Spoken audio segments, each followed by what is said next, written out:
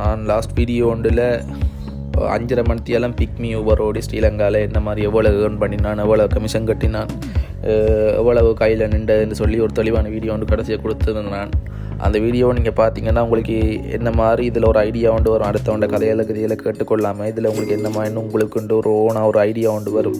இல்லை பெரும்பாலும் நாங்கள்கிட்ட வீட்டில் வாகனங்கள் கட்டாயம் நிற்கும், 3 வீலரோ 2 வீலரோ ஏதோ நிற்கும்.